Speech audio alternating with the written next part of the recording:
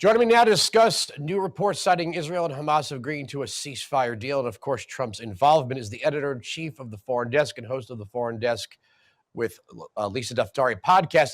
Lisa, first of all, you have the White House spokesperson calling the State Department spokesperson a random person. Doesn't know who that person is. He's just some random guy. But it's almost like they can't admit they've been at this allegedly for 3 years, and it only comes to fruition in the waning days of the administration when Hamas, Hezbollah, and Iran know Donald Trump is going to be president on Monday. Right. So I want to speak in a way in which anyone watching this segment between yourself and myself from anywhere in the political spectrum would have to concede to these facts. This deal was in fact on the table in May, but it was rejected, just like so many other offers were rejected. Why is it that on October 7th, if not October 8th, there was no demand not to have 33 hostages returned like we will have in this deal, phased out, by the way, but we would have all the hostages alive, returned immediately? That's deterrence. Those are the kinds of messages that Donald Trump has been delivering since he was elected.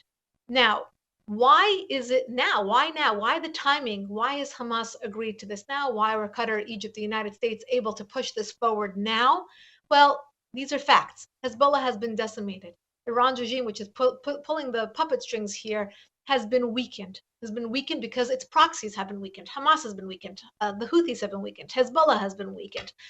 And Syria has fallen. That's a major part of all of this. And lastly, it's because Donald Trump is coming into office and they know that they're not going to get a deal as good as this one if it's just dealing with the Trump team. John Kirby, Matt Miller, who are gentlemen in this case, admitted to the vital role that the Trump administration and Steve Witkoff had by being there and speaking obviously in a way that was a much stronger positioning of the United States than we have seen for 4 years, or else we would have had this deal in the last 4 years. Many people across the political spectrum are saying, well, who cares who gets the credit? The important thing is that this deal sticks, that we get those hostages home. Yes, that's absolutely true. And if you're the parent of one of those hostages, or if you are one of those hostages, all you want to do is be freed from the captivity of these monsters. At the same time, we have to look at the facts here. What's Israel and the free world? I'm talking about anybody who wants freedom away from terrorism. I'm talking about moderate Arab states. I'm talking about the United States. I'm talking about anybody in the world who does not, like the Europeans, who are dealing with this problem of terrorism on their soil, just like we are dealing with this ideology and this terrorism here in the United States. Anybody who wants a world free of that has paid a price today with this deal, because we are freeing more masterminds and more terrorists to go out and create more October 7th over and over again. And right at this moment, as you and I are speaking, there are Palestinians out on the streets celebrating that there will be more blood shed. This is what they live for. Not all of them, but many of them. Hamas, in its charter, it wants to get Israel off the map. It wants to kill Jews, not just in Israel, but in New York and Los Angeles and anywhere they find them in Europe.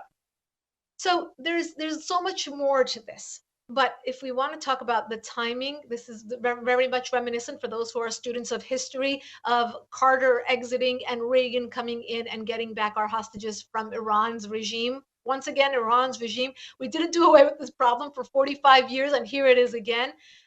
But the deterrence that we're seeing from the incoming Trump administration, and again, what we saw under the first Trump administration with regards to stopping our enemies, has created a buzz around the world. Our friends are taking a step forward and our enemies are taking a step back. Iran's regime knows what's in store. It's not going to be able to sell oil upwards of $100 billion. It's not going to be able to sell its weapons to Russia and North Korea and others.